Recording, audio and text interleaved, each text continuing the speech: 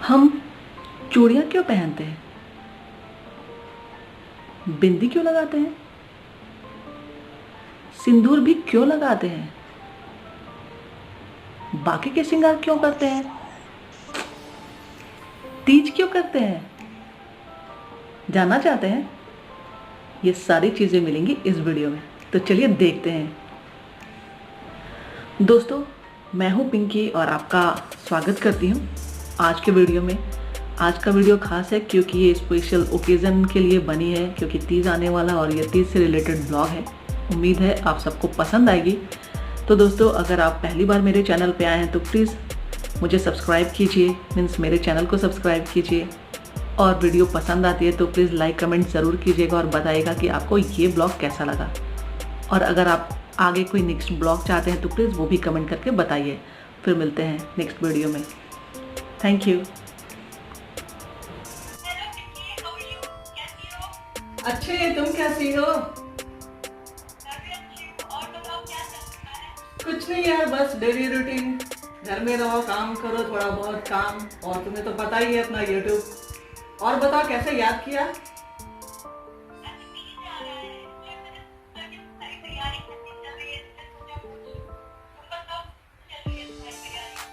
अरे मैंने तो कुछ नहीं किया, मुझे कुछ ज्यादा पता नहीं है तीज के बारे में। तुम बताओ यार क्या क्या करते हैं। मैंने भी सुना है कि बहुत कुछ होता है तीज में, लेकिन मुझे पता नहीं है, तो तुम बताओ।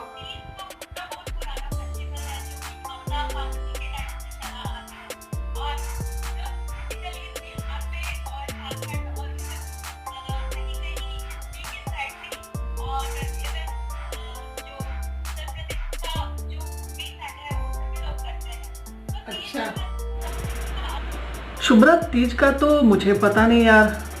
करना जरूरी होता है क्या? मेरे को तो कोई आइडिया नहीं है, मैंने कभी किया नहीं है तीज। ये जरूरी है? मतलब लोगों को तो मैंने देखा है, बहुत लोग नहीं करते हैं तीज। सुना तो है तीज के बारे में कि तीज करना होता है, लेकिन मैं तो यार, मुझे पता ही नहीं, कोई आइडिया नहीं है। तुम बताओ। और मम्मी लोग तो बचपन से हम लोग देखते आए हैं तीज कैसे होता है। तो तीज जो होता है, वो जो भी सुहागिन स्त्रियां होती हैं वो अपने हस्बैंड के लिए तीज रखती हैं। और तीज का जो व्रत होता है उसे निर्जला किया जाता है, यानी कि जिस दिन तीज करना होता है उस दिन लोग सुबह में उठ जाते हैं 4 बजे के करीब। वो लोग सरगही, यानी कि उस समय जो भी फलाहार करना होता है वो लोग कर लेते हैं। और उसके बाद जो होता है वो अगले, मतलब उस दिन तो पूरा निराजली रहना है, ना खाना है ना पीना है कुछ भी। और अगले दिन जब हम लोग पूजा पाठ समाप्त करते हैं, रात्रि जागरण करते हैं, उसके बाद दूसरे दिन जो व्रत का जो सामान होता है, स्पेशली गाय के दूध और खीरा से ये व्रत तोड़ा जाता है। तो ये सारी विधि होती है और कुछ और भी विधि होती है। अगर तुम्हें कंफ्यूजन है तो तुम मुझसे पूछो, मैं तुम्हें बताऊंगी। तुम मानते हो ये सब? Please Shubhra, don't say this. क्या कोई ऐसा प्रूफ है जो ये सब करने से जो तुम बता रही हो वैसा होता है? मैं तो आज के जमाने की लड़की हूं भाई, मैं तो ये सब नहीं मानती। जब तक कोई भी चीज साइंटिफिकली प्रूफ ना हो, मैं नहीं मानती इन सब चीजों को। तुम करो तीज। अरे पिंकी, इसमें कोई प्रूफ थोड़ी मांगता है। जैसे light is the energy which makes the object visible but itself it is invisible. हम लोग लाइट को फिर भी बिलीव करते हैं कि लाइट एक एनर्जी है जिससे हम लोगों को देखने की क्षमता मिलती है। लेकिन कभी भी लाइट को हमने देखा है? किसी ने भी नहीं देखा है। या फिर किसी ने हवा को देखा है? महसूस जरूर किया है, लेकिन कभी किसी ने देखा नहीं है। लाइट को भी नहीं देखा है, लाइट के थ्रू होने वाली जो क्रिया है उससे देखा है। और हवा भी नहीं देखा है, लेकिन हवा जो है उसे हम लोग फील करते हैं। तो इसलिए ये सब बातें कि कोई प्रूफ है कि नहीं इसका, ये तो खैर बहुत पारलौकिक हो गई। लेकिन हाँ, भगवान शिव ने पार्वती जी के लिए इतना अच्छा पति होके प्रूफ दिया ही है। भगवान शिव जो है वो माता पार्वती के लिए एक बहुत ही डिवाइन एक एग्जाम्पल खड़े हैं, जो कि माता पार्वती को हर एक प्रॉब्लम से उबारने के लिए, उनके लिए हर कुछ करने के लिए वो रेडी रहते थे। इवन माता पार्वती को, ऑल्दो भगवान शिव जो है वो तो दिगंबर हैं, उन्हें इस दुनिया से कोई मतलब नहीं है और वो तो विवाहित होना भी नहीं चाहते थे, लेकिन माता पार्वती के जिद के आगे वो भी नहीं रुक सके और उन्होंने भी अपने आप को फिर फाइनली माता पार्वती को देना ही पड़ा अपने आप को। तो ये जो है, ये प्रोसेस जो है, ये मतलब बहुत ही डिवाइन है। शिव बिना शक्ति के शव कहलाते हैं, यानी कि शिव नहीं है।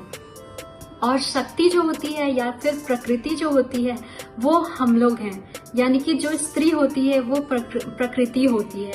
तो ये जो व्रत है वो एनवायरनमेंट के थ्रू भी अगर हम लोग देखें तो उस दिन अगर जागरण किया जाए, अगर निर्जला रहा जाए तो हमारे शरीर को बहुत ही ज्यादा पावर मिलता है। जो भी लेडीज का बॉडी होता है उसे एक बहुत चमत्कारिक पावर मिलता है, जिससे वो हर एक काम को बिल्कुल सटीकता से कर सकती है। और जहाँ तक ये मानना है कि भगवान शिव है, तो इन सब पारलौकिक बातों से हमें सारा प्रूफ जो है वो हमारे वेद पुराण में दिया हुआ है। अगर तक्षशिला यूनिवर्सिटी आज नहीं चलाई जाती तो हम लोग जो है बहुत कुछ जानते रहते। जो भी एग्जिस्ट करता है, जो पारलौकिक चीजें हैं जिन्हें हम लोग आज नहीं समझ पाते, उन सारी चीजों की भी जानकारी वहाँ पे दी हुई है। तो जो ये व्रत के बारे में है वो तो मैंने तुम्हें बता दिया। अब आगे कोई क्वेश्चन है तो जरूर पूछना।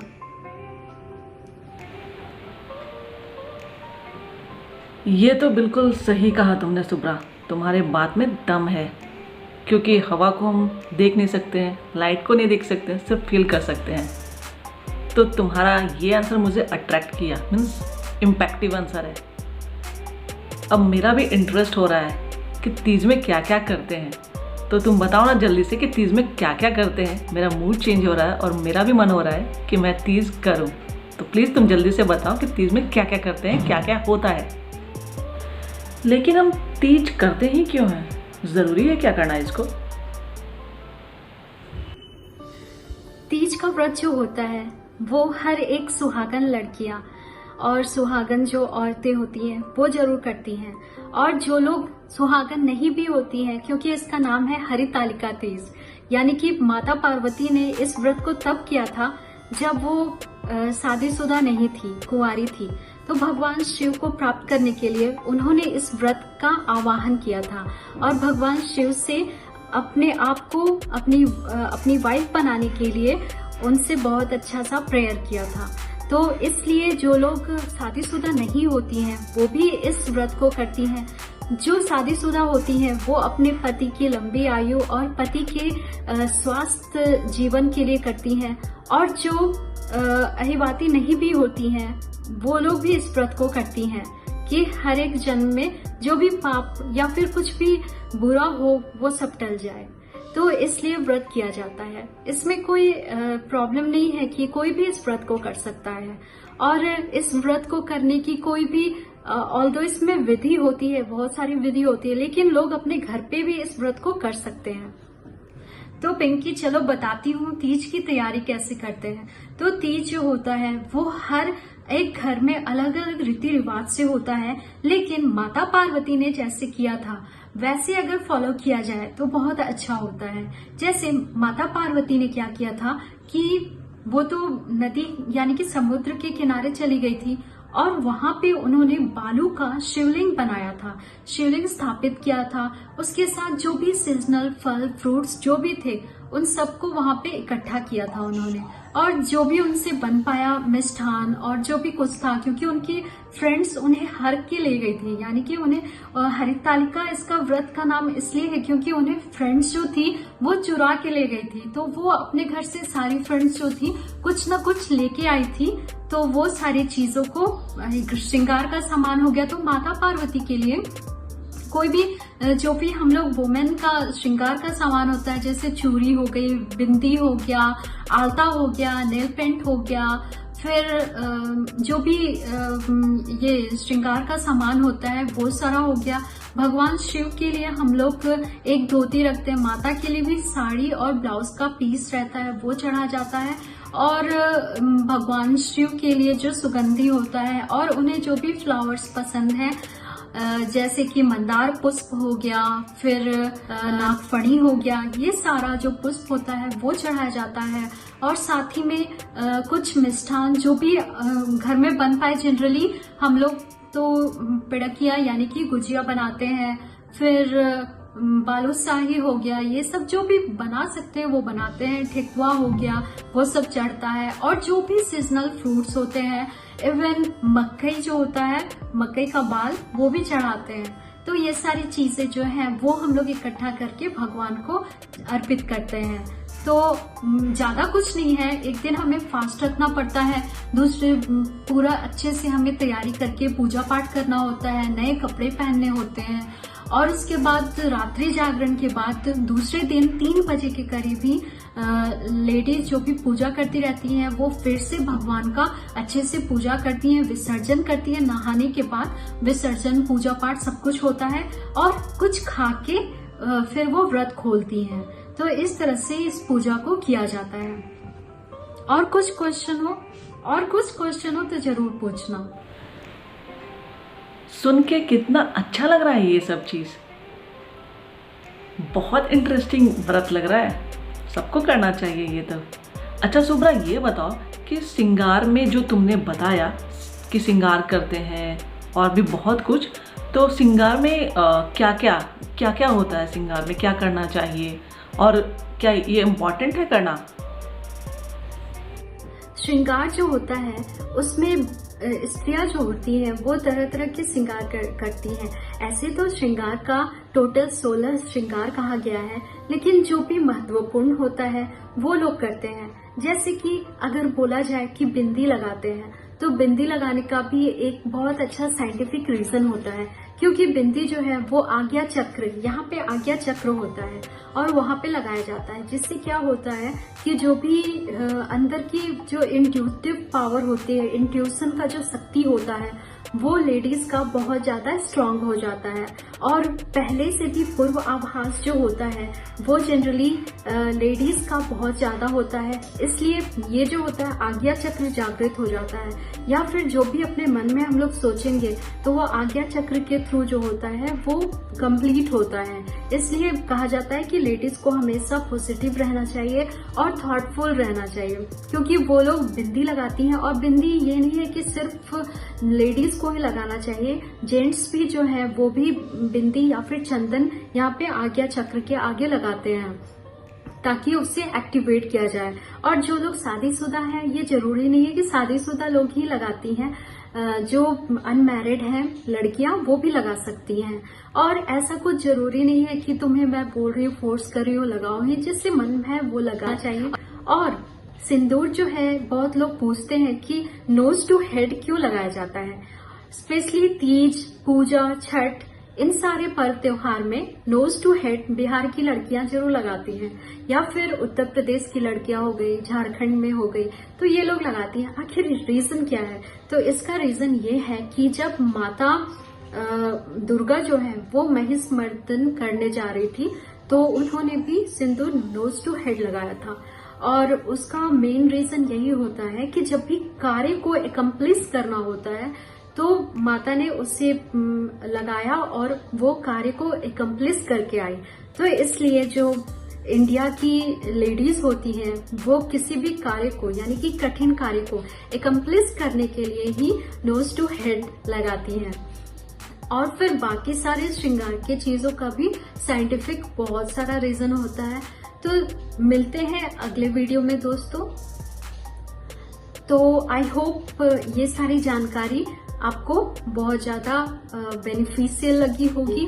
और पिंकी, अगर हम लोग चलते हैं अब तीज की तैयारी करने, और मिलते हैं तैयारी के बाद। तुमने कितने अच्छे से सारी चीज़ों को बताया, तीज के महत्व को बताया, श्रृंगार के महत्व को बताया। सच में कितना अच्छा लगता होगा ना। बहुत बहुत शुक्रिया शुभ्रा, तुमने मुझे ये सारी चीज़ें बताई जो मुझे नहीं पता थी। मैं तो बस यूँ ही कुछ भी ज़्यादा श्रृंगार भी नहीं करती हूँ, लेकिन थैंक यू तुम्हें तीज के महत्व को बताने के लिए और श्रृंगार के महत्व को बताने के लिए। हाँ चलो शुभ्रा, तैयारी कर लेते हैं। इस बार तो मैं भी बहुत एक्साइटेड हूँ। मिलते हैं तैयारी करने के बाद।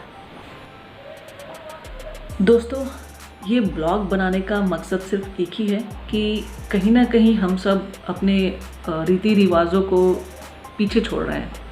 बहुत लोग होता है तीज करते हैं, बहुत लोग नहीं करती हैं, बहुत लोग श्रृंगार करते हैं, बहुत लोग नहीं करते हैं।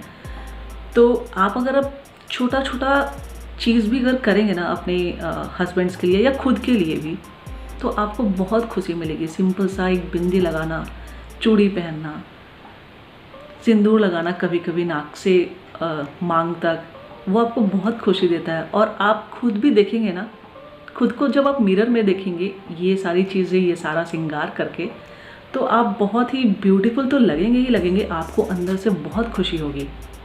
तो बस इतना ही कहना है कि तीज मनाइए। और तीज कुछ ऐसा नहीं है कि कोई मिथ है, साइंटिफिकली प्रूव्ड है और अपना विश्वास तो होता ही होता है।